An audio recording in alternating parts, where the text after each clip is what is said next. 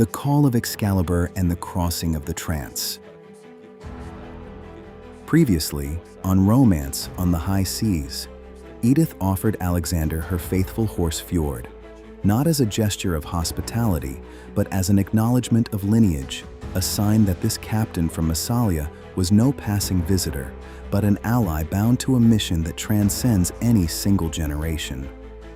While Alexander gathered his crew and the fields of Amesbury were harvested through the shared labor of sailors and farmers who discovered they were made of the same substance, Edith called Helena aside for the most important conversation of her life, the revelation of the Order of the Sword, an ancient secret society whose singular purpose is to ensure that when the moment arrives, the right people stand in the right places with the knowledge required.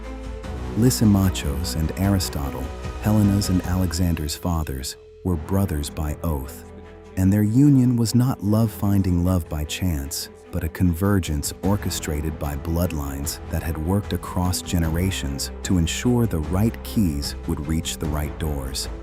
She, a descendant of the keepers of memory. He, a descendant of the physical guardians.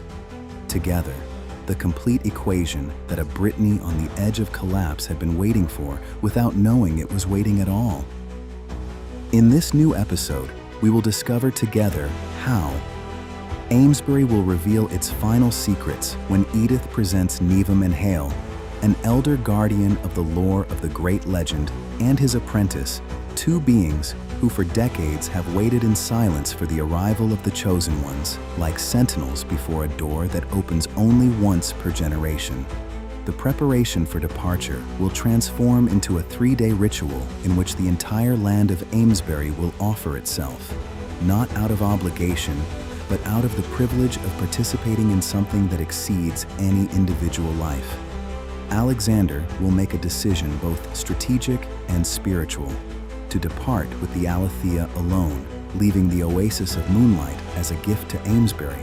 And in that choice, a wisdom will be revealed that was not learned, but received.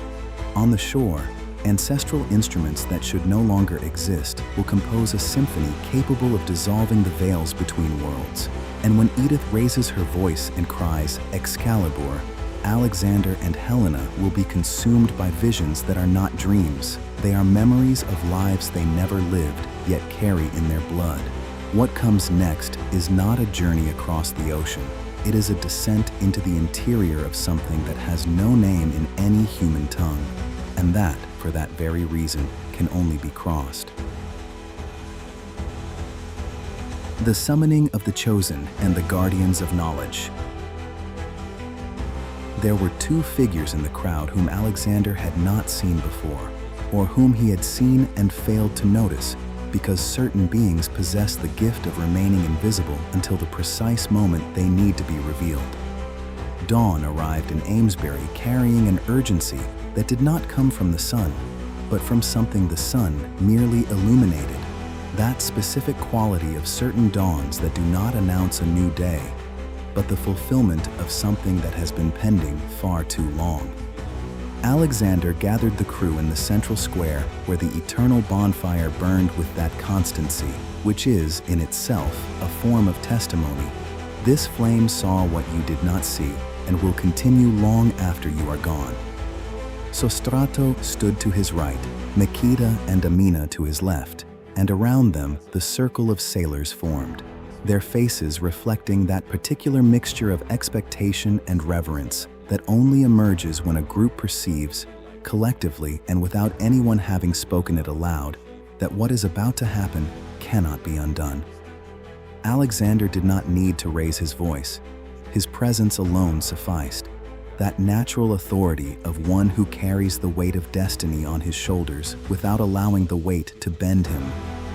"Friends," he began, his voice touched by an emotion he rarely permitted to show. "The journey we began is no longer an ordinary expedition. It is a sacred quest, a mission that transcends our individual lives. And for it, we need not only courage and seamanship, but ancestral wisdom that none of us possesses on our own." He turned toward the inhabitants of Amesbury, who were gradually filling the square, drawn by that collective premonition that ancient communities develop, the ability to sense when something important is about to be said before the first word is spoken. Edith stood among them, her green eyes shining with knowledge that exceeded what words could ever fully express, as always. Amesbury, Alexander continued, has guarded secrets across generations and protected knowledge that now becomes crucial, not for us alone, but for all of Brittany, which does not yet know it is waiting to be saved. And so I ask, name representatives to accompany us, not for what they can do physically, but for what they carry within, the living memory of ancient traditions, a deep understanding of what we seek. The murmur that passed through the crowd was not one of surprise. It was one of recognition, that specific sound of things one already knew were coming, which upon arriving confirmed something the body had understood before the mind. It was as though everyone knew, at a level deeper than consciousness, that this request had been inscribed in the village's destiny since its founding, and that, for that reason, it was not a request at all. It was a fulfillment. And to you who accompany this crossing, who enter with us this territory where legends and blood become the same thing, I leave a simple but essential request. Like this video, subscribe to the channel, and leave your comment sharing what you feel. Each gesture of yours is a flame that joins the others, strengthening the invisible current that unites hearts across time, across mountains, and across the mysteries guarded by secret orders that worked for centuries so that exactly this moment might arrive.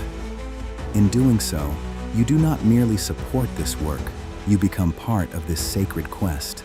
The story continues, but it is your presence that keeps the fire alive and the veil between worlds thin enough for truth to pass through. It was then that Edith stepped forward and the crowd parted with that reverence which is not protocol but recognition, the same instinctive recognition that causes people to clear the path of something that knows exactly where it is going. Walking at her side were the two figures.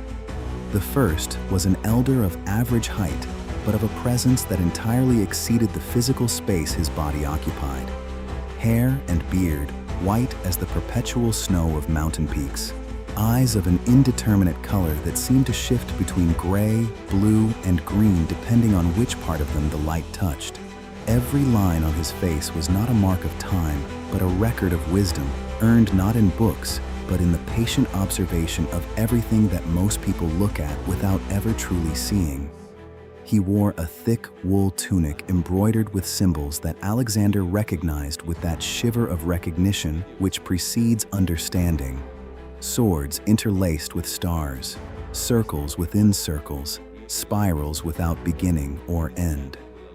He leaned upon a staff of black oak polished by decades of use, carved with runes that seemed to pulse with their own light whenever shadows fell across them, as though the wood held within it a luminescence that required only relative darkness in order to reveal itself. Beside the elder walked the young man, a dramatic contrast in appearance, yet something more precise than contrast in essence, a complement. He could not have been older than 20, his face still free of a full beard, his body bearing that quality of things still arriving at their final form.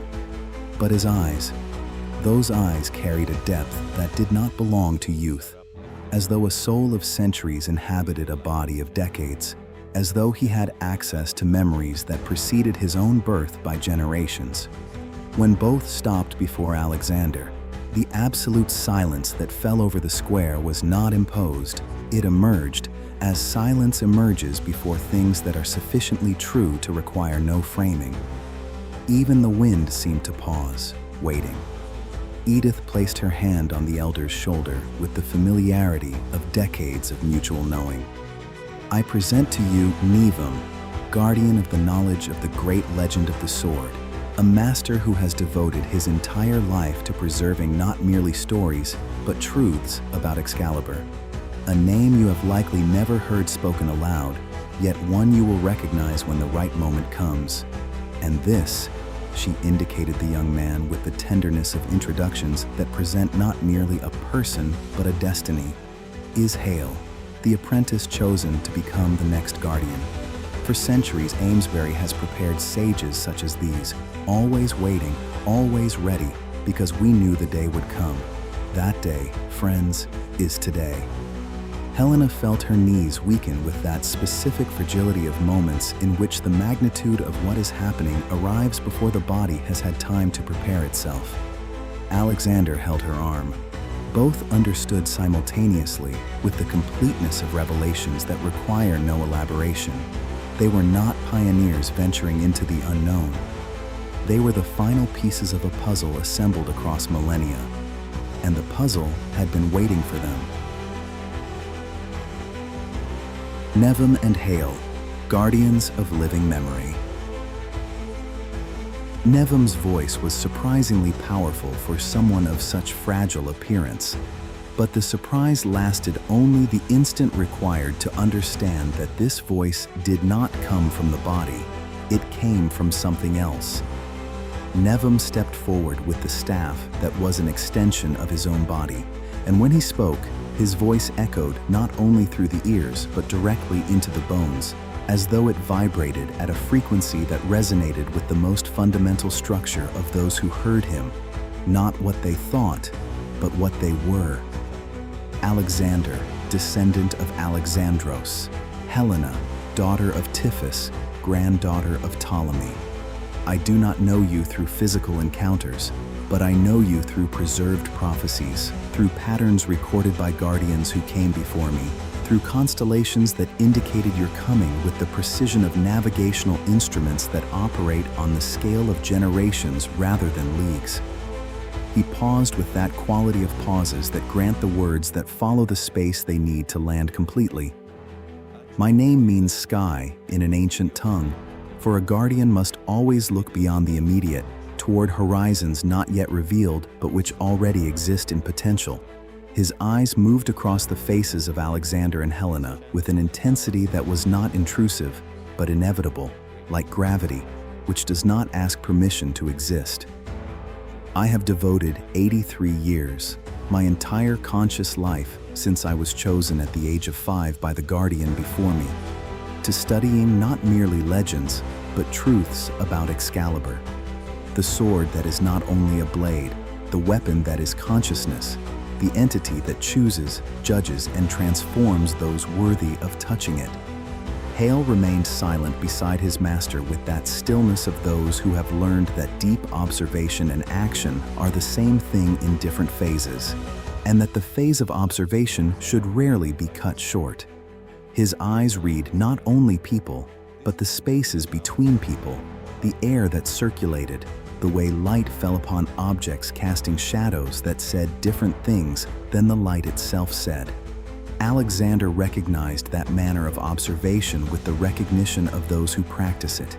It was the gaze of one who had learned to read the invisible, to perceive layers of meaning that escape most people not for lack of intelligence, but for lack of training in the interior silence that deep perception requires.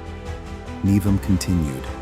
Hale was chosen from among 20 candidates when he was 13 years old, the same threshold age at which Ayuda entered the chamber of the ancestors. 13 is when the child dies and the adult is born, when the soul is formed enough to receive profound knowledge, yet still malleable enough not to break beneath its weight. For 7 years, a complete cycle, I taught him everything I know. Languages no longer spoken, but which live on in symbols, star maps, that show not the positions of celestial bodies, but patterns of destiny, the stories of all who attempted to reach Thule and failed, revealing not only where they went wrong, but why. For failure is a more honest teacher than success. Helena, with that urgency of those who sense they stand at the edge of an understanding that will reorganize everything, asked, "What do you know about Excalibur that we do not?" Ayuda revealed much to us. The celestial forge, the ceiling within the ice, the earth dividing to protect the secret. What more is there? Nevem smiled with that specific smile of the teacher who receives the right question at the right moment. Not the satisfaction of superiority, but the joy of one who sees the door open that had been waiting all along. Ayuda told you the what, the outer story, the events that can be rendered into words. But there is an inner story, an experience that cannot be told, only lived.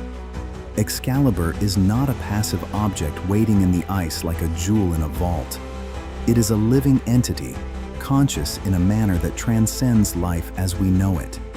When it was forged, it was imbued not only with metal and fire, but with purpose.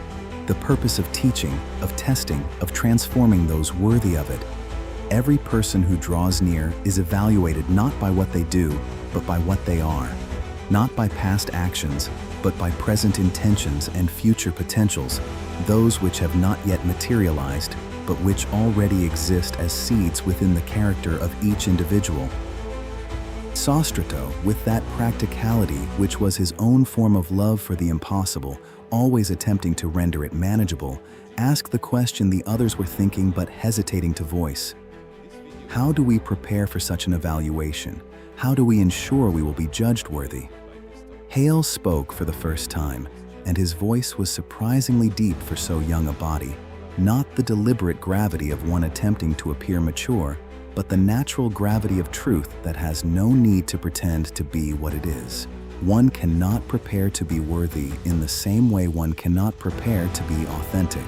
Either one is or one is not. The attempt to appear worthy is precisely what renders one unworthy. Excalibur detects dissimulation as a hound detects fear, not through outward signs, but through something deeper, an essence that cannot be disguised regardless of how much effort is applied. Hale's eyes moved between Alexander, Helena, Makeda, and Amina with that manner of looking which does not evaluate, but recognizes.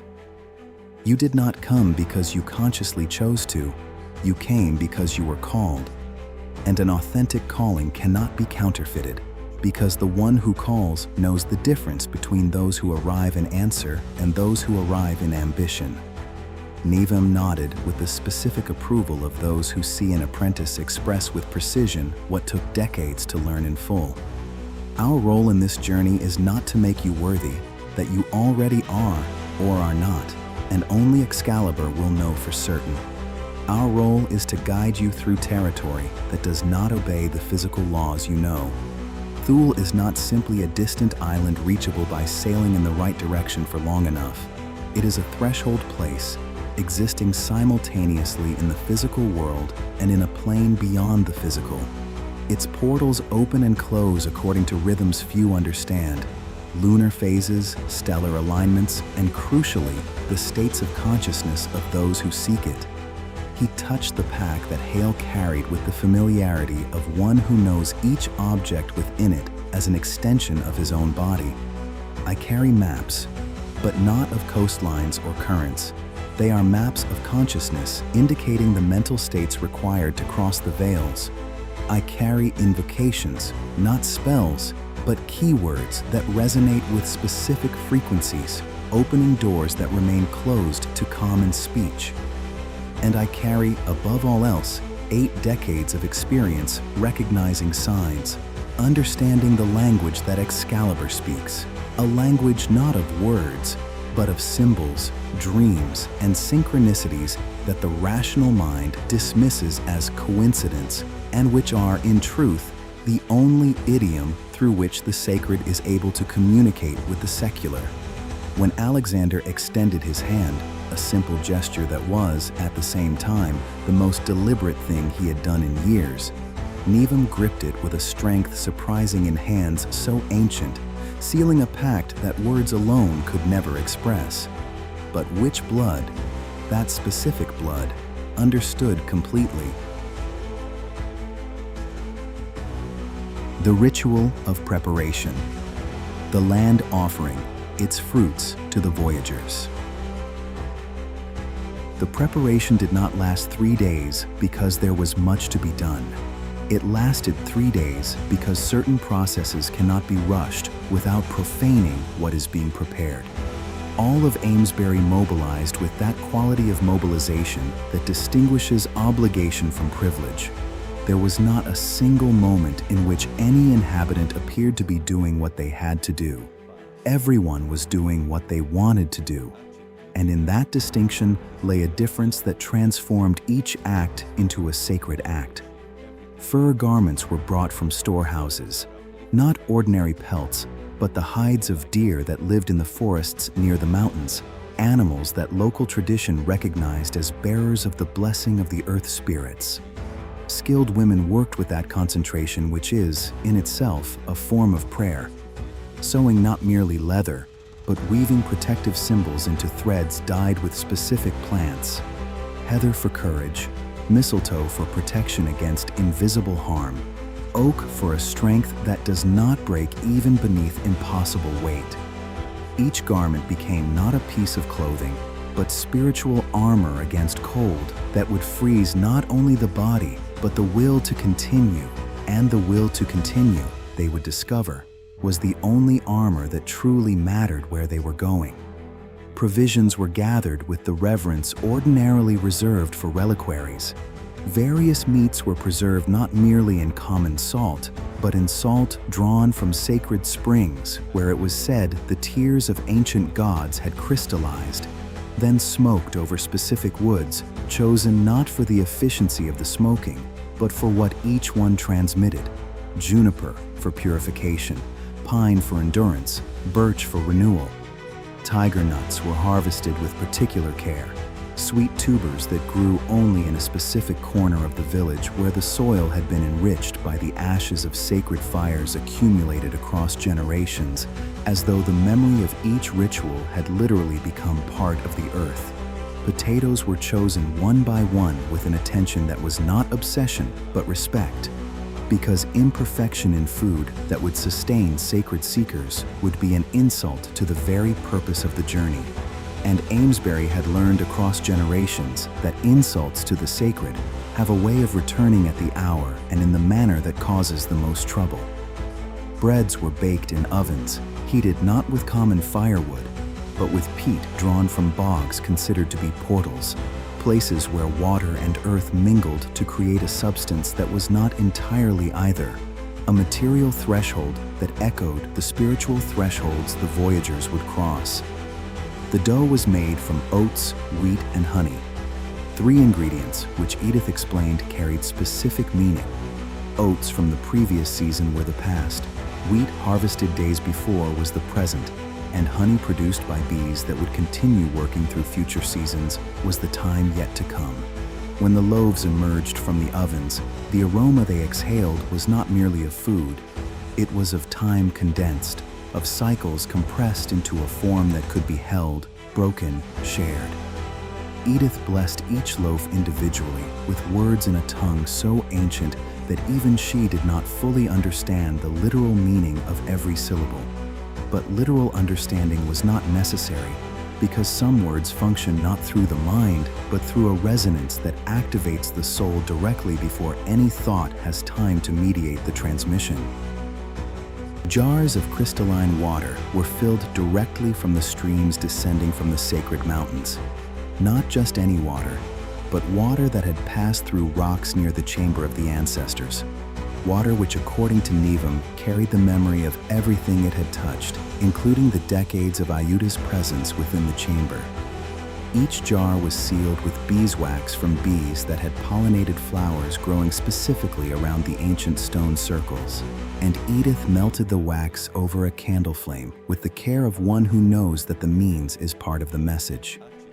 She then pressed the seal that had belonged to Tiphys, the last physical object she possessed of her sister, into the still soft wax, leaving the impression of a sword entwined with a star. "This water," she said, in a voice that attempted to remain steady and nearly succeeded, "will quench more than physical thirst. You will drink from it when doubt attacks, when the cold becomes unbearable, when hope begins to waver. And in drinking, you will remember that you carry not merely liquid, you carry the presence of all who remain behind, all who pray, all who await your return. And presence, you will discover, weighs more than any anchor."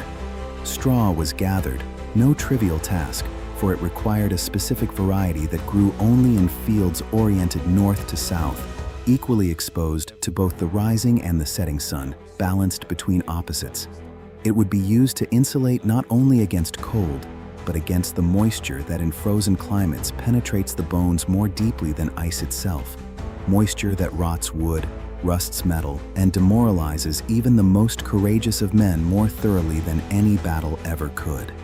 Firewood was selected and cut to specific dimensions, with that precision born not of instruction, but of decades of accumulated wisdom about what works when the stakes are high. Each piece was touched by Nevim, who murmured words Helena could not quite hear, but which caused the wood to seem to glow faintly, as though it absorbed not only sound, but intention, preparing itself to burn, not only physically, but spiritually when the moment came. Fire is more than combustion, the elder explained, when he noticed Helena watching with that attentiveness she now applied to everything Nevim did. It is transformation, transmutation, a bridge between worlds. And in places like Thule, where the cold is as spiritual as it is physical, such warmth can mean the difference between success and failure, between life and death, between becoming and never arriving at all. When at last everything had been assembled, garments, provisions, water, straw, firewood, treated ropes, spare sails, navigational instruments, including the sextant that had belonged to Alexander's grandfather and which, according to family tradition, had never once erred. All of it was carried to the beach in a procession that needed no organizing because it naturally knew how to organize itself. It was not the hurried loading of cargo, but a ritual of offering in which the land returned to those who were departing a piece of itself. Blessing materialized in objects that were far more than the sum of their practical uses. When the last item had been placed on the deck of the Aletheia, Alexander looked around, at the village that had given so much, at the faces reflecting that mixture of hope and apprehension, which is the specific emotion of those who send someone beloved into what may be a final farewell, at Helena, whose hand held his with a force that communicated everything words could not. And he felt the weight of responsibility with that particular clarity of moments in which one can no longer pretend that what one carries is light. They were not taking provisions alone. They were carrying the dreams of generations, the hopes of centuries, the destiny of a kingdom that did not yet know it was waiting to be saved. And the weight of it did not bend him, it lifted him. The strategic decision, one vessel, one destiny. The decision Alexander made did not come from calculation. It came from somewhere deeper than any calculation could reach.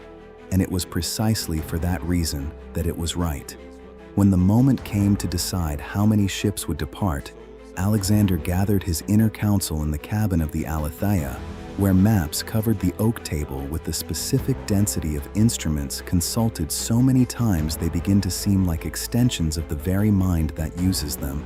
The sails swayed to the rhythm of waves kissing the hull with that regularity, which is at once both reassurance and reminder. The sea is always here, regardless of what you decide about it. I have been weighing this, Alexander began, his fingers tracing routes on a map that showed the known north and, beyond it, the white, not emptiness, but the absence of the courage to record what lay there. And the conclusion I have reached may surprise you. I propose that only the Aletheia departs. The oasis of moonlight will remain here, not abandoned, but entrusted to Amesbury. Sostrato leaned forward with that immediacy of practicality which was his most profound form of care. Captain, 2 ships offer safety. If one suffers irreparable damage, the other can rescue the crew. Why surrender that protection? Alexander answered with the certainty that is not arrogance, but the result of sleepless nights during which a truth is slowly distilled until only its core remains. Because this journey is not a military expedition where numbers mean strength. It is a spiritual pilgrimage where lightness and focus are worth more than redundancy.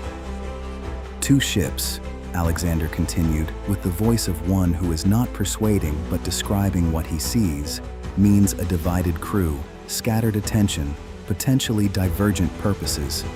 But one ship is unity, singularity of purpose, everyone rowing not merely in the same direction, but with the same rhythm, the same heart, the same breath.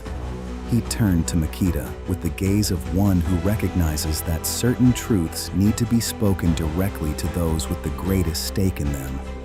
The oasis of moonlight was built for warm waters. It is a ship of sun-drenched lands, adapted but never fully at ease in extreme cold. The Alethea was built by the ancestors of my family, men who knew the northern seas, its timber selected specifically for its resistance to temperatures that would cause other woods to crack like promises made by cowards. A pause. And there is another reason. Leaving the oasis of moonlight here is a gift, a fair exchange for everything Amesbury has given us. A ship that can carry fishermen to deeper waters, that can teach techniques they do not know. It is a way of ensuring that even if we do not return, something of value remains, that our passage through here was real, that we did not take only what was offered to us, but left something of ourselves behind as well. Makeda remained silent for long enough that everyone understood the silence was labor, not absence. Amina watched the princess with the patience of one who has learned that interrupting Makeda's thinking is to squander wisdom in the act of being formed. When Makeda finally spoke, her voice carried a maturity that surprised even those who had already witnessed her transformation over the course of the journey. Alexander is right. I learned in my homeland that smaller caravans cross the desert more efficiently than large ones. Fewer resources required, fewer disagreements about direction, less chance of someone being lost when the sandstorms arrive, and there is no time to search for those who fell behind. She smiled with that mixture of melancholy and acceptance that is the specific emotion of choices made with full knowledge of their cost. And as for the oasis of moonlight, this ship served its purpose in bringing me here, connecting south and north in a journey that transformed everything I believed I knew. If it can now serve a new purpose, it would be selfishness to insist on taking it into a voyage it may not survive. I consent. The oasis of moonlight stays. I go on the Alethea. Amina placed her hand on Makeda's shoulder with that specific touch of approval that does not praise the decision, but honors the person who made it. Where the princess goes, I go. And I agree. Some journeys demand a stripping away, leaving behind everything except the essential. Desert navigators know this well. The more one carries, the slower one moves, and the greater the chance of being caught by the storm before reaching the oasis. The same logic applies to frozen seas. Nevam, who had remained silent with the quality of silence of those who listen not to what is being said, but to what is being decided beneath what is being said, spoke at last. The decision is wise not only for practical reasons, but for a symbolic reason you may not yet fully perceive. One is the number of unity, of indivisible purpose. Two is the number of duality, of paths that may diverge. To reach Thule, a place that exists both physically and metaphysically, unity is not merely an advantage. It is a requirement. The veils that separate worlds do not open for divided groups, only for communities in which all individual wills converge upon a single point of intention. And Hale added, with that specific precision of those who have studied the errors of others so as not to repeat them. Every record of previous attempts shows an unmistakable pattern. Large fleets always failed, scattered by storms that seemed to possess an intelligence of their own, separating ships until each one sailed lost. But the fragmented accounts of navigators who came closest, who glimpsed the shores of Thule, even if they never made landfall, speak invariably of a single ship, as though the island recognized and rewarded the singularity of purpose made manifest in the singularity of the vessel. The decision was reached with that organic agreement which emerges when a group is truly aligned, not by vote, not by hierarchy, But by that moment, when all individual perspectives arrive at the same point and the group realizes it had always been heading there, two seasoned sailors voluntarily chose to remain with the oasis of moonlight, men who confessed honestly that the northern cold frightened them far too deeply, who preferred to contribute by teaching Amesbury new fishing techniques. There was no shame in that confession. Alexander honored them with the specific respect of those who recognize that honesty is a superior form of courage, that it is easier to feign bravery than to acknowledge a limit. Makeda spent the entire afternoon walking the deck of the oasis of moonlight, her fingers tracing timber that had been cut from forests in her homeland, saying farewell with that quality of farewell which is not a final parting, but a transformation. When she finally descended the gangplank for the last time, she did not look back. She had learned over the course of the journey that looking back once a decision has been made is a form of doubt, and doubt on the eve of a sacred voyage is the seed of failure. Instead, she looked forward, toward the Aletheia that awaited, toward the north that called with a voice silent but impossible to ignore, toward the destiny she had not consciously chosen, but which had chosen her with a certainty that transcended any free will she might have exercised in the opposite direction. The sonorous farewell, ancestral instruments, and the bridge between worlds. The chests arrived at the beach carried by 4 men each, and the weight that made them stagger was not of wood or metal, but of time. The day of departure dawned beneath a curiously clear sky, blue so deep it seemed possible to plunge into it as into an inverted ocean. That particular shade of blue that exists only when the air is entirely free of doubt, when the weather has decided to be completely what it is, without reservation. All of Amesbury descended to the beach with that totality of communities that understand certain moments cannot be only partially witnessed. Elders leaning on staffs, children carried in their parents' arms, even the infirm who insisted on being brought because bearing witness to that moment mattered more than any comfort. The golden sand became a human sea that embraced the anchored Aletheia with the quiet emotion of farewells that know they may be final. On deck, Alexander, Helena, Makeda, Amina, Sostrato, Navim, and Hael watched the crowd, feeling the weight of expectations that was almost physical. The atmospheric pressure of hopes accumulated across generations that had awaited exactly this moment without knowing precisely why they had been waiting. The chests were set upon raised planks so that all could see.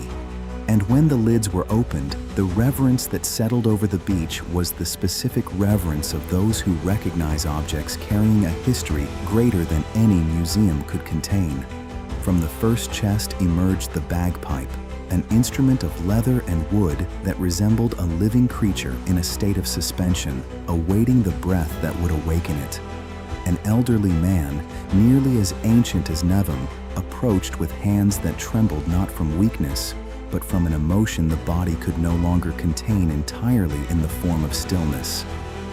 When he began to blow, filling the bag with air, the sounds that emerged were not mere music.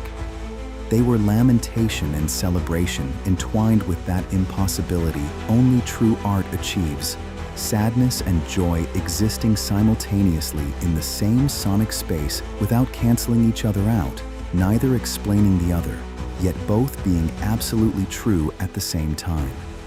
It was a melody that wept for those who departed, yet exulted in the courage to depart. It was human emotion in its most honest state, without choice, without simplification, without the comfortable resolution the mind tends to impose upon what the heart truly feels.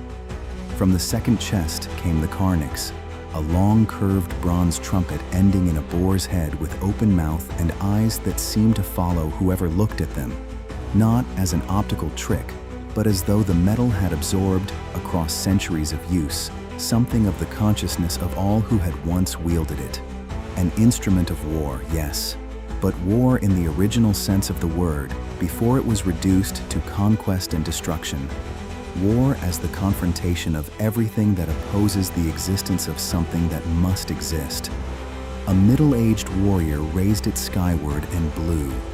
The sound that burst forth was primal, visceral, not the refined music of courts and halls, but the roar of the earth itself, the voice of ancestors who had fought and died so that future generations could exist. A calling of blood to blood that does not pass through the ears but goes directly to the marrow. Children in the crowd covered their ears. Adults felt shivers travel down their spines. And in the crew of the Aletheia, something awakened. Not anger or aggression, but primordial determination, that will which exists beneath any conscious decision, the will to face the impossible and emerge transformed or not emerge at all, without middle ground, without the illusion that there is a path which preserves what one is and still reaches what one seeks. From the third chest came the bodhrans, frame drums that were, in their simplicity, precisely the opposite of simple. 4 young people, 2 men and 2 women, took them up with the naturalness of those who had grown up knowing these objects would one day be theirs. They began to play slowly, the heartbeat at rest, that rhythm which exists in every human being before any conscious thought about rhythm. Then accelerating, like a heart preparing not for flight, but for what demands everything it has. The rhythm was not merely temporal, but spatial. It created invisible waves that pushed and pulled, created a collective breathing that synchronized all those present without anyone having decided to synchronize. And when the bagpipe, the cornix, and the bodhrans played together, what emerged was not the sum of 3 instruments. It was sonic alchemy, the transmutation of individual elements into an experience that transcended any musical category and became visceral, cellular, fundamental. The specific vibration that exists at the borders between worlds, the sound the veils make when they are about to be crossed. Helena held Alexander's hand so tightly that her nails pressed into his skin, but he did not complain because he held equally tight, each anchored to the other, while the sound waves washed over them, penetrated them, transformed them with that quality of transformation that does not ask permission. Makeda and Amina were locked in an embrace, the hierarchy of princess and guardian dissolved by the intensity of the moment into something simpler and more true. 2 souls facing together what cannot be faced alone. Sostrato, a practical man who had spent his life distrusting anything that could not be measured or anchored, felt tears running down his face without understanding why. Only that the music had found something within him that had been waiting to be found, and which no word, in any language he knew, could ever have located. Nevim and Hale stood motionless as figures upon an altar, eyes shining with that light which is not a reflection, but an emanation, as though the music activated within them something that had not been dormant from absence, but from awaiting the precise moment. It was prelude. It was overture. It was the dissolution of the veils between the ordinary and the extraordinary. Not the destruction of the veils, but their temporary transparency, allowing those who looked to see, for one complete instant, what existed beyond. The music continued for a length of time that refused to be measured, for when true art touches what lies deepest, time becomes an arbitrary construction that dissolves before an experience existing only in the eternal now. But gradually, with that inevitability of good farewells, the instruments fell silent. First, the bodhrans slowing until they paused. Then the cornix releasing one long final note that echoed like the lament of something mythological breathing its last. And finally, the bagpipe whispering its last phrases before the air escaped completely and the leather bag emptied, returning to the state that resembled temporary death, but was only silence waiting for the next breath. The silence that followed was deeper than the absence of sound. It was the presence of what the music had invoked and which remained even after the instruments had quieted, hovering over the beach like an invisible mist, yet absolutely felt in the skin, the lungs, the heart, and everyone knew, without it needing to be spoken, that something had been irrevocably changed, that a threshold had been crossed, that the journey was no longer a possibility but a wave already formed, one that needed only to break upon a distant shore to complete the cycle that the very first note had begun. The war cry, Excalibur and the awakening of visions. There was a word that Amesbury had kept lodged in its throat for decades, and Edith knew with the certainty of guardians who do not assume, but recognize, that the moment to release it had finally come. Edith emerged from the crowd with that quality of emergence which is not dramatic but inevitable, as the sun emerges, not because it decides to, but because it is what it is, and the hour has come to be it completely. She positioned herself at the front of all, her back to the village, her face turned toward the sea and toward the Alethea that waited, arms raised to the sky in a gesture that was simultaneously supplication and command. The two not contradicting each other, but revealing that every true supplication carries within it the weight of one who holds the authority to ask, and every true command is born of profound humility before what is being summoned. The wind that moments before had blown softly intensified with that abruptness of forces that respond to human intention when the intention is sufficiently clear. Her cloak billowed, silver hair dancing around a face that seemed carved from marble, beautiful but hard, gentle but implacable, loving but willing to sacrifice if it must be, which is the specific quality of love that is also responsibility. People of Amesbury, her voice thundered, amplified not by artifice, but by the natural acoustics of a beach enclosed by cliffs that reflected sound with the fidelity of those who preserve without distorting. For decades we have kept silence. For generations we have swallowed the word that burned in our throats like an ember that will not die. But today the time is ripe. Today the chosen ones depart. Today the silence ends.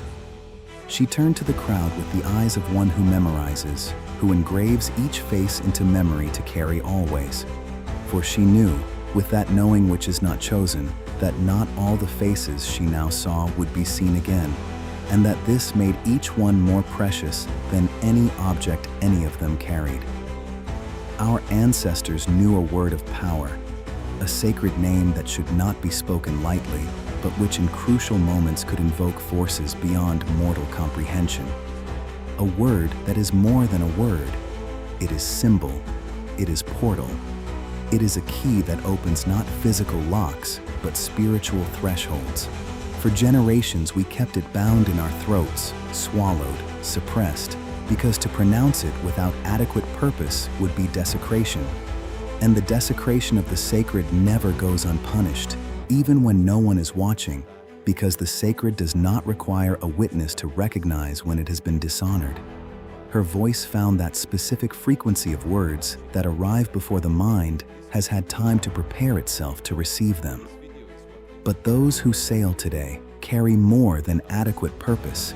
They carry a destiny woven across generations, bloodlines converging, prophecies drawing close to fulfillment. And for that reason, today, with the united voice of an entire village, we release the word that has been imprisoned. Today we call out the name that is terror to the unworthy and hope to the worthy. Today we cry out, Excalibur. It was not a coordinated shout in which one begins and others follow.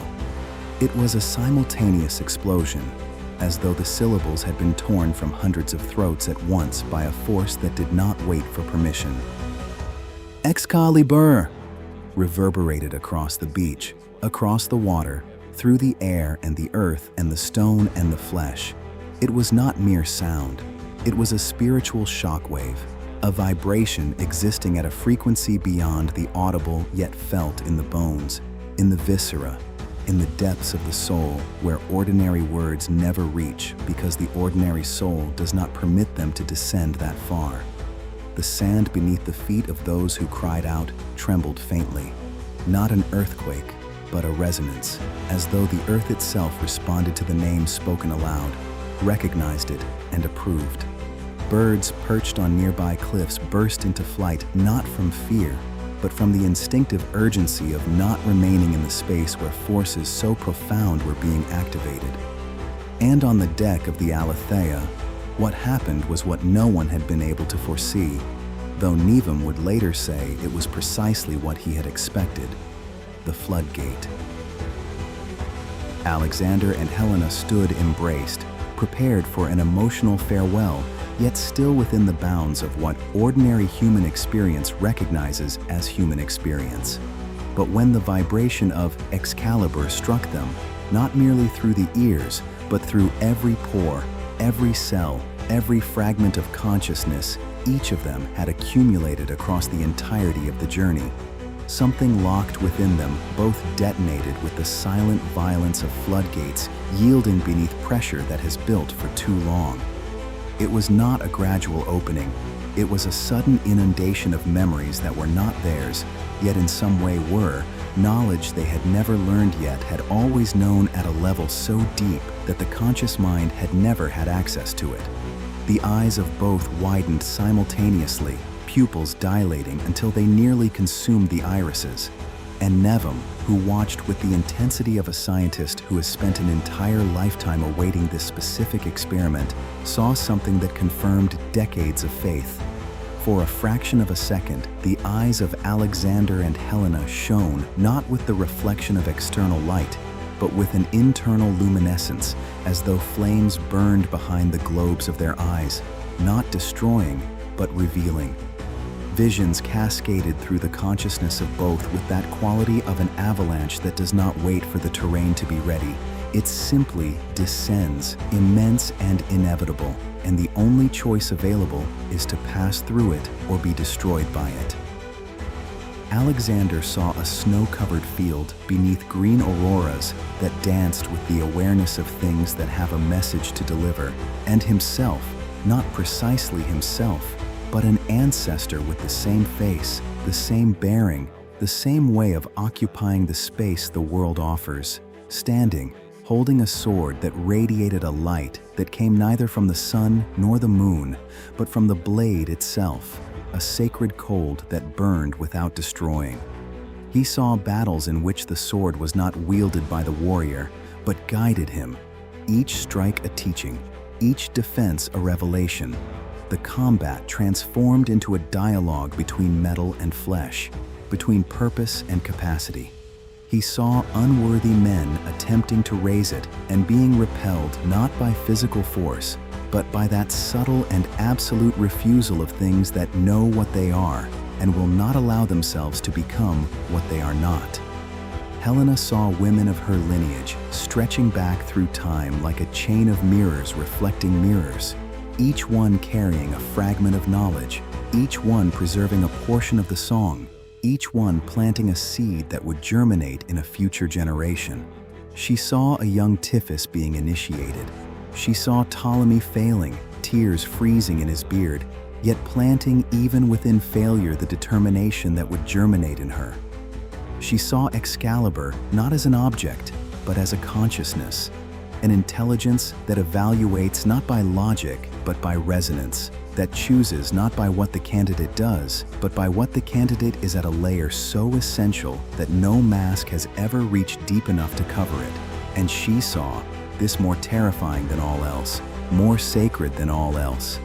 Fragments of possible futures, not definitive prophecy, but potentials, paths that depended on choices not yet made, all demanding sacrifice of some kind, all leading to some form of transformation that would be irreversible, that would leave of each one something that was not loss, but metamorphosis. The butterfly that can never return to being a caterpillar, not because time forbids it, but because the caterpillar no longer exists. When the vision ceased, with the abruptness of doors violently slammed by hands that do not belong to those within, Alexander and Helena staggered, breaking from the embrace to steady themselves against timber that was solid, that was real. That was the physical world confirming it still existed, that it had not been entirely replaced by what they had just seen. Breaths quickened, hearts hammering, sweat covering their brows despite the cold air. They looked at one another with that expression that exists only between people who have shared an experience that words will never be able to fully convey. Not for the poverty of language, but for the richness of the experience. "You saw," Alexander began, his voice hoarse with that specific wear of vocal cords that attempted to produce sound while the entire being was occupied in another dimension of existence. "Yes," Helena whispered. "Everything, everyone. What we are, what we were, what we may become if we have the courage not to retreat when the moment arrives that will offer no return." Nevam drew near silently, placing a hand on the shoulder of each with that steadiness of presences that anchor. "The name holds power," he said. "It always has. And you carry blood that resonates at the correct frequency. What you saw is truth, not all truth, for that would be more than a mortal mind could withstand intact, but fragments sufficient to guide. Trust them, even when the details fade from memory. The soul remembers what the mind forgets, and it is the soul you will need in Thule." The silent departure and the beginning of the collective trance. The Aletheia began to move before any conscious command was given, as though the ship had decided on its own that it was time, and the crew had simply discovered it at the same moment. Alexander needed no words for sostrato, only the specific gesture, the one they had developed across years of shared voyages, where a single movement of the hand communicated more than entire speeches could. The anchors were raised with that ritual deliberateness which distinguishes the sacred from the mechanical. These were not anchors being lifted, but bonds being released, and bonds, they discovered, weigh more on the inside than on the outside. When the last anchor broke the surface of the water, dripping with that specific quality of farewell of water falling back into itself, the Aletheia swayed gently, free of the moorings that had held her, free to follow currents that pulled her not only physically, but with that other force which appears on no oceanographic chart yet, which any sailor who has sailed long enough has learned to recognize and to respect. The sails were unfurled, and the fragrance they released, pine, lavender, something more indefinable that smelled of snow melting over sun-warmed stones, filled the air like a material promise that what was about to unfold was not metaphor, but real, concrete, with consequences that would exist regardless of any interpretation anyone might choose to place upon them. The north wind that should have been an adversary revealed itself as a paradoxical ally, blowing in the opposite direction to the one they needed. Yet the sailors adjusted the sails to angles that only deep experience knows, and the ship did not fight the wind but danced with it, converting opposition into propulsion through that geometry which looks like magic to those who do not understand physics and looks like physics to those who do not understand magic. The Aletheia gathered speed gradually, cleaving waters that immediately grew colder, not gradually, as would be natural when sailing north, but abruptly, as though an invisible line divided the temperate sea from the frozen one, and to cross that line was to cross not merely geography, but states of being. The foam that formed around the bow was whiter than natural, almost luminescent, as though the water itself were responding to the presence of the vessel with a quality of attention that water does not ordinarily pay to ships. When spray struck the deck, it froze momentarily into crystals that lasted seconds before melting, leaving patterns that resembled the symbols of an unknown alphabet before vanishing entirely. Messages in a language the ship was passing through, not speaking. On the beach, Amesbury watched in a silence deeper than when the music had played, because it was a silence laden not with absence, but with everything that was not being said, yet was being felt by hundreds of people simultaneously. Edith remained with arms still raised, frozen in a posture of blessing, tears flowing freely down a face that made no effort to conceal emotion. For she had reached the point in life where concealing emotion would be an insult to what one feels, and what she felt deserved to be completely honored. Children stood still with that impossible stillness of children, in moments grave enough for even them to perceive that something exists larger than their need to move. And all of them, elders and children, men and women, those who knew and those who only felt, understood they were witnessing something that would be told and retold across generations until it became legend. Not because it was extraordinary in any spectacular sense, but because it was true in an essential sense. And essential truth always becomes legend, because humanity has a need to preserve what was real in forms that outlast any individual memory. On the deck of the Alethea, transformation was occurring with that subtlety of changes which are only perceived after they have already happened completely.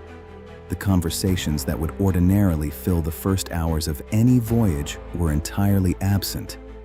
Each sailor moved through their duties like a sacred automaton, executing tasks with technical perfection, yet without the conscious thought that normally narrates experience, as though the part of the mind that comments had been gently but definitively switched off. It was not sleepwalking. Eyes were open, alert, responsive to stimuli. It was an altered state in which the boundary between self and other, between individual and collective, became porous in a way that did not threaten but liberated, allowing everyone to move not as 20 separate people, but as a single organism with 20 pairs of hands, 20 pairs of eyes, yet one singular will pulsing through all with the specific regularity of a heart that knows what it does. Helena sat near the mainmast, watching the horizon slowly consume Amesbury. The village growing smaller, people becoming points, points disappearing, the coastline dissolving as the Alethea sailed beyond the reach of sight. She should have felt fear, anxiety, at least the unease that accompanies any departure without guarantee of return. But she felt only an emptiness that was not uncomfortable, like a quiet room after an excess of noise, the relief of not having to manage the complex emotions that would ordinarily accompany such a moment. Alexander approached without words and sat beside her, and they remained like that, needing nothing to be said because they shared a state that transcended any need for verbal communication, understanding each other through physical proximity and through a synchronization of breath that occurred unconsciously, their chests rising and falling in identical rhythm as though the lungs of both were connected by a thread that no instrument could measure, but which both felt with the certainty of things that are more real than any measurement. Nevim and Hale were at the stern, the elder teaching his apprentice through gestures, pointing to stars beginning to appear as the sun declined, tracing constellations in the air with fingers that seemed to write upon an invisible tablet, and Hale absorbing not merely information, but a manner of seeing that transformed points of light into narrative. Makeda and Amina were together at the bow, and between the two, in that moment, there existed a quality of shared silence more intimate than any conversation could have been. The silence of two people who understand they are standing together before the unknown, and that this, in itself, is enough. Over all of them hovered the compulsion, that hunger which was not conscious desire, but a need more fundamental than breathing, than eating, than sleeping. The need to reach Thule that consumed thoughts as a bonfire consumes dry wood, leaving only a singular direction, an indivisible purpose, that quality of movement which is not urgency but inevitability. The difference between running because one fears arriving late and walking because one knows one will arrive when the hour comes. 3 days in the belly of the trance, time that is not time. The first day merged into the first night without anyone being able to identify the exact moment one ended and the other began. What followed did not obey time. It obeyed something else. The transition from day to night was not marked by the sunset that ordinarily demarcates that boundary with the clarity of a signal. There was only a gradual darkening, as though ink were being slowly added to transparent water, turning it deep blue, then indigo, finally a black that was not an absence of light, but the presence of darkness with its own texture, a weight that could be felt pressing against skin and eyelids. The stars emerged not as they ordinarily do, timidly, one at a time, asking permission. but as though someone had lit millions of candles simultaneously, the sky exploding into a brilliance that was almost painful to contemplate directly. The constellations Alexander had known his entire life appeared faintly displaced, not drastically, but enough to produce that subtle disorientation of waking in a familiar room to find the furniture has been moved a few inches overnight. Everything almost, but not precisely, where it should be. He used the sextant with the precision of 1,000 repetitions, but the numbers made no complete sense, indicating a possible latitude and an impossible longitude, as though they had traveled far greater distances than the time elapsed could permit. Or perhaps not far enough. The mathematics refused to resolve into a coherent answer, as though the place toward which they were heading forced the instruments to admit they had been designed for an entirely different kind of navigation. Food was served with the mechanics of bodies maintaining routine not from desire, but because routine is the last line of defense the physical organism holds against the dissolution that trance threatens to bring about. No one truly tasted anything. They chewed because the body demanded fuel, swallowed because it was the next step after chewing, but the experience of eating had lost the layer of pleasure that ordinarily accompanies it, leaving only pure function. The water from the jars sealed by Edith was the exception. It remained cold, crystalline, and when drunk, produced a momentary clarity that lasted long enough to recall there was a world in which things had texture and taste and immediate sensory meaning. Some attempted to converse. Sostrato asked a sailor something about the sails. The sailor responded in monosyllables. The conversation died not from rudeness, but from a lack of energy to sustain it. Speaking required an effort disproportionately large relative to the value of the exchange. And in that state, the calculation was made automatically, below any conscious decision. What is not essential is suspended. What remains is the essential. The second day brought a change in the quality of the water that was more than climatic. The sea that had been deep blue transformed into an opaque grayish green, an oily surface that reflected light in a manner that felt wrong. Angles of reflection no longer obeying the laws Alexander had learned to trust as more reliable than any human ally.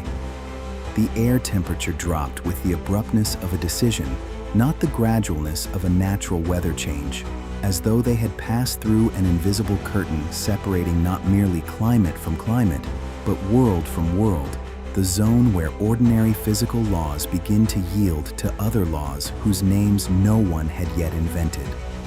The sailors pulled on their fur garments, not because they decided it was cold. The body acted before any decision, seeking warmth with that survival instinct which functions independently of the conscious state of its bearer. And the furs were heavy, comforting in a way that exceeded the physical. They reminded some deep level of the brain that even in trance, even in an altered state where self and other became porous categories, the body still mattered, still needed to be protected against elements that cared nothing for spiritual missions or sacred purposes. The sleep they found during those days was not restorative, but it was necessary in another way, not restoring energy, but processing experience, integrating what was being received into deeper layers of being. It was not complete sleep. It was a crepuscular state where consciousness never fully shut off, merely dimmed, like a light on a dimmer that reduces brightness but never reaches complete darkness. And the dreams were shared with that impossible quality of experiences that do not belong to the world where each mind is sovereign territory. Not identical content, but a common theme that permeated the dream experiences of all, as though they slept not in separate cabins, but in a collective chamber where individual dreams mingled, cross-contaminated one another, creating a fragmented yet connected narrative that none of them could have generated alone. Alexander walked across an infinite plain of ice. Helena sang in a language she did not know while mountains of ice cracked around her, revealing caverns of their own inner light. Makeda crossed a desert of white sand where the sun was a moon and the moon was a sun. And when they woke, if the word woke still applied, The glances exchanged held the recognition that something shared had occurred, that the boundary between self and we had grown still more porous, that they were becoming, together, something none of them would have been apart. The third night brought the auroras, but not where they should have been. They danced upon the water, curtains of green and violet light rising from the surface of the sea, as though the ocean were burning with flames that did not destroy, undulating in patterns that almost formed figures, faces, hands, humanoid shapes that solidified almost completely before dissolving back into abstraction, as though something wished to be seen but did not entirely know how to assume visible form, or as though it knew but chose to maintain the ambiguity, aware that ambiguity keeps the observer more attentive than any clarity ever could. Nevem watched with that intensity of the scientist who has devoted a lifetime to a phenomenon and who now sees it for the first time. Not merely the data, but the data in its full and actual magnitude. "The veils are growing thin," he murmured to Hale, and in his voice there was not relief, but reverence, the specific reverence of one who draws near to what they have spent a lifetime studying and who, now that they are close, discovers it was even greater than they had imagined. The crew did not cry out in alarm. They simply watched with an acceptance that bordered on indifference, not because they had lost the capacity for wonder, but because the state they inhabited had expanded what was normal to include what before would have been impossible. The food ran out faster than it should have, not because they ate more, but because the time elapsed was greater than it had seemed to be, days compressing or expanding in ways that defied the instruments human beings had created to measure time that ordinarily behaves predictably enough to be measured. Sostrato checked the provisions with growing perplexity, not panic, for panic requires a state of consciousness he had left behind at least a day ago, and mentioned it to Alexander, who simply nodded. "Continue rationing as planned." Both knew there was no plan for a situation in which time did not flow consistently, in which 3 days might be 6 or 1 depending on which level of reality was being inhabited at the moment of measurement. The water in the jars sealed by Edith remained constant, always cold, always crystalline, always comforting when drunk, as though it had been prepared not to quench thirst but to confirm with each swallow that physical reality still existed, that bodies still mattered, that a concrete world awaited on the other side of the one they were crossing. And the hunger for Thule grew with proximity rather than diminishing, like a thirst that intensifies when the oasis is glimpsed in the distance, the body responding to the possibility of satisfaction with amplified urgency because it was almost there. Almost, but not yet. The fourth dawn, Thule revealed on the horizon. The fourth dawn was not gradual, it was a decision, as though the world had chosen to reveal itself, and the choice had been made before any eye had opened to receive it. When it came, and everyone agreed without need of verification that it was the fourth, because there was something about that dawn that was categorically different from the 3 preceding it, the way there is a difference between practice and performance, between rehearsal and opening night. There was no gentle transition from dark to light. There was night, and then there was light. Cold, almost accusatory, white and hard as truth that does not concern itself with the readiness of those who receive it. The first ray of sun exposed the Aletheia with the objectivity of an X-ray. Sails with tears at corners that had not existed when they departed. Ropes with wear that weeks should not have caused. The deck timber marked with patterns of ice that would not melt even when the sun fell directly upon them, as though the cold had penetrated so deeply it had become part of the molecular structure of the wood rather than a mere temporary presence on the surface. Time had worked upon the ship with an intensity that bore no correspondence to the time they seemed to have lived, or time had worked in a manner that corresponded to the time they had truly lived, and it was the perception that had been wrong all along. The crew emerged from their semi-conscious state as a submerged surface emerges, not violently, but with that inevitability of things whose density differs from the substance in which they are immersed, which rise because they cannot do otherwise. Eyes opened, bodies moved, but for several moments no one spoke, as though they first needed to remember how language worked, to relearn the connection between thought and word that the trance had partially unraveled. Sostrato was the first to break the silence with that economy of words of those who have not yet fully recovered their fluency. Captain, only that. But there was urgency in the word. The specific urgency of one who has seen something and needs another to see it too, before they can be certain they are seeing it correctly. Alexander came quickly from the cabin, where he had been bent over charts that increasingly resembled documents from another universe. Sostrato pointed toward the northern horizon, and the compass, which had oscillated uncontrollably for days, had stabilized with sudden, inexplicable precision, as though it had finally found what it had been searching for. Against the deep blue of the frozen waters, white took shape, not a cloud, not a mist, not a mirage of light reflected on waves. It was solidity, substance, something that occupied space with the firmness of things that truly exist and which, for that reason, do not dissolve when observed long enough. Land. But not just any land. Even at the distance that still separated them, there was a quality to that whiteness unlike the white of ordinary snow or common ice. It shone with a luminescence that did not appear to come from the reflection of the sun, but from an internal source, as though the land emitted its own light or captured and amplified the light it received, transforming it into something more intense, more pure, more essential than the original light had been. Its contours were imprecise in a manner that seemed deliberate, at times a compact island, at other times an archipelago of multiple islands connected by bridges of ice, the perception shifting as the observer blinked or altered their focus, as though the place refused to be fixed in a single form, insisting on a multiplicity that depended on the perspective of whoever looked, as though it were saying, "I am what you are capable of seeing." Alexander reached for the spyglass, an instrument inherited alongside the sextant, polished bronze and lenses his grandfather had sworn were blessed by a druid before being fitted, capable of seeing not only distance, but truth concealed within distance. He raised it, adjusted it, and his breath caught with that involuntariness of bodies that perceive before the mind has processed. Through the lens, Thule revealed itself in details the naked eye could not have captured.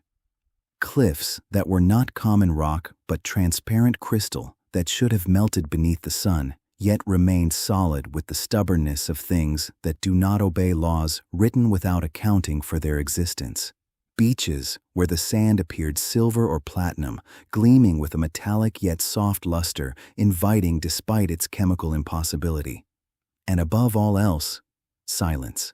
Not the absence of sound, which the spyglass could not transmit, but the absence of motion that sound would accompany. There were no birds in flight, no waves breaking on the shore, nothing to indicate animal or plant life. It was like observing a perfect painting of a place, not an approximate representation, but a representation of impossible precision that rendered the distinction between representation and reality irrelevant. He lowered the spyglass. He passed it to Helena without words, because the words available were inadequate instruments for what needed to be conveyed. She looked, and her face transformed with that recognition which is simultaneously joy and terror, the specific emotion of finding what was promised and discovering that the promise has been kept with a fidelity so absolute it exceeds any expectation, and that the excess is, in itself, vertiginous. "It is exactly as in the vision," she said, in a voice that attempted to remain steady and which revealed, in its unsteadiness, the weight of what it carried. "When Excalibur was cried out, and we saw, this is what I saw. Not partially similar, not reminiscent. Identical, as though memory had photographed the future, and now the future were materializing within the photograph, or as though the future had always existed and memory had merely accessed something that was there all along, waiting for us to arrive." Navum drew near, not reaching for the spyglass, observing with naked eyes that seemed to see as clearly as any magnifying instrument, as though 83 years of observation had refined perception to the point of rendering external instruments redundant. Thule, he said simply, and in the name there were 83 years of preparation culminating in the moment where theory finally becomes experience, where faith becomes knowledge, where promise becomes presence. Hale stood beside his master, with his hands gripping the railing with a force that whitened his knuckles, not from fear, but from excitement, bearing that religious quality of excitement which borders on ecstasy, that specific state where the intensity of what one feels exceeds the body's capacity to contain it with serenity. For a young man who had devoted 7 years to studying something he had never seen, who had accepted on faith that his masters did not lie when they described a place shown on no map, to see it at last with his own eyes was not validation, it was transfiguration. The qualitative difference between knowing and understanding, between believing and witnessing, between the map and the territory. "We have been accepted," he murmured, not to anyone in particular, but as an affirmation that needed to be spoken aloud to be completely real. The island conceals itself from the unworthy. It remains invisible even when ships pass directly alongside it. But to those whom the veils agree to reveal it, not as generosity, but as invitation or challenge, or perhaps both simultaneously, Thule appears. Makeda and Amina joined the growing group, watching the horizon with that quality of attention that most people experience only once in a lifetime. The attention of one who sees, for the first time, that one of the things they had believed to be merely legend is real, and that its reality is even greater than the legend had promised. The final approach, anchoring at the threshold of the veils. The Alethea approached Thule with the slowness of one who understands that the arrival is part of the trial. Alexander returned to his position of command with that quality of return which is not a regression to a previous state, but an arrival at a new level that uses the same body and the same gestures, yet with a different understanding of what is being done. His voice was steady with that steadiness which comes not from rank, but from visceral certainty of what needs to be done before the mind has finished articulating why. Sostrato, reduce the sails. We approach slowly, not out of a coward's caution, but out of a pilgrim's respect upon arriving at a temple. This is not invasion or conquest, it is supplication made manifest in navigation. Sostrato obeyed immediately with the precision recovered from the trance, muscles recalling training they had never forgotten, only archived. The sails were partially furled, the Alethea slowed, and the change in speed was felt not merely as physical, but as qualitative. The ship became processional rather than urgent, and the distinction was the difference between moving out of necessity and moving out of reverence. As the distance diminished and the details the spyglass had revealed became visible to the naked eye, each new perception was simultaneously confirmation and expansion. The cliffs were crystal, not ice, but crystal with an internal structure that revealed geological layers of impossible time, windows into the interior of the planet.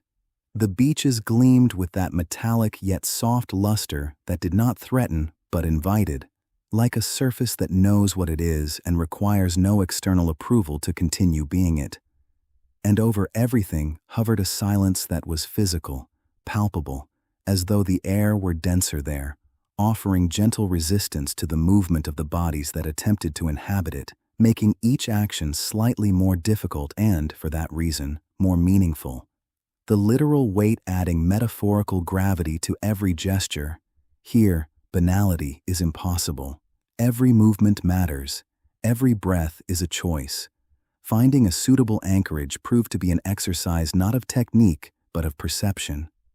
Alexander guided the Alethea along the coast with that instinct which is, at its core, decades of attention made reflex, sensing when a place was wrong not as physical danger, but as inappropriate, like using a back door when the main entrance is available and waiting. He passed 3 possibilities with the confidence of one who knows that waiting for the right thing is faster than accepting the approximately right thing. And then he found the 4th, a small cove sheltered by an arch of ice crystal that formed a natural entrance, within which the water was so still it functioned as a perfect mirror, reflecting sky and ship with a clarity that bordered on the supernatural, because natural mirrors so perfect do not exist in the waters Alexander knew, and to exist here was therefore a sign. "Here," he said, not as a command, as a recognition. The same recognition one has upon finding a friend in an unfamiliar place, not a search that ends, but a presence that is confirmed. The anchors were lowered with that specific reverence of gestures that know themselves to be more than mechanical, not with a crash, but with deliberation, chains unspooling slowly as though avoiding any disturbance of the silence that hovered over the place. When the anchors touched the bottom, and they touched it with a gentle resistance that was not rock, but something more akin to soft sand or a substance between physical states, a subtle tremor ran through the ship from stern to bow with that quality of tremor which is not a seismic event, but a response, a confirmation, as though the place had registered the arrival and chosen to communicate that it had registered it. The sailors remaining on the Alethea received their instructions with the specific gravity of people who understand they are guarding not merely wood and rope, but the point of return for a journey that may take forms no instruction could fully anticipate. Sostrato gave Alexander a nod containing decades of mutual trust. "Go, we will be here. The Alethea will be here."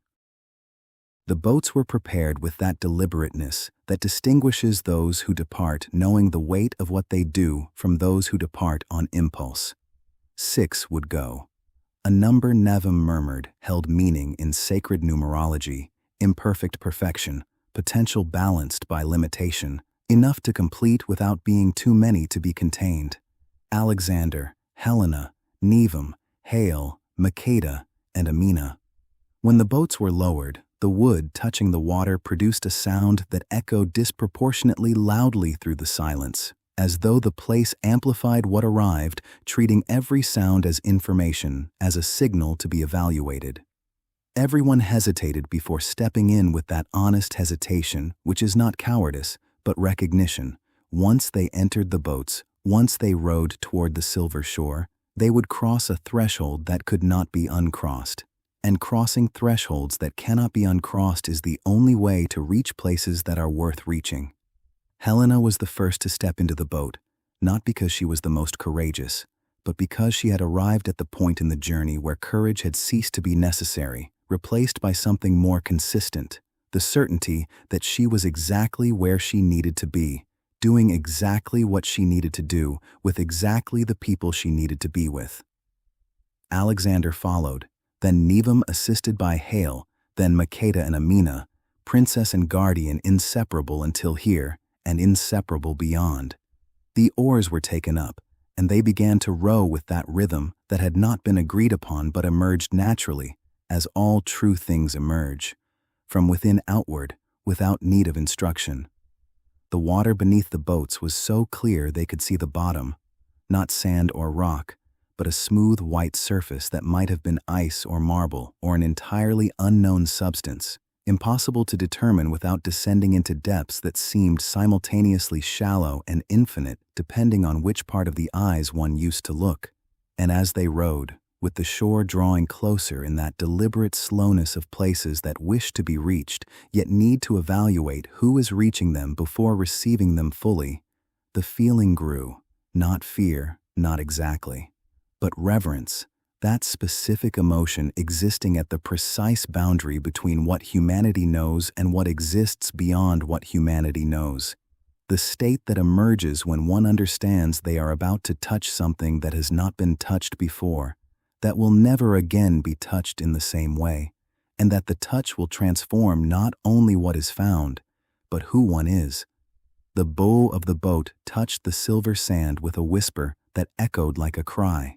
And the true journey, the one that exists beyond all navigation, beyond all geography, beyond any map that any human hand has ever drawn, was about to begin. In the next episode, what awaits on the silver sands of Thule is not what any of them imagined, because imagination is built from prior experience, and nothing any of them has ever lived could have prepared the imagination for what is about to be encountered. The trials Excalibur imposes are not physical. They are those other ones, deeper and more implacable, that test what each of us truly is when no audience is watching, when power is available without demanding justification, when the only trial is what our heart does with what our mind has not yet managed to process. Alexander will discover that the memory of Alexandros he carries in his blood is heavier and more specific than he had imagined. Helena will discover that the song she sang in the trance was only the first verse of something far longer. Makeda will discover why destiny brought her from so great a distance to a place that no map of her homeland knew. And Excalibur, which is not merely a blade, but a consciousness, not merely a weapon, but a judgment, will awaken, not to receive those who have arrived, but to evaluate whether those who have arrived are who they claim to be. And that evaluation, all will discover, is not a test one passes or fails.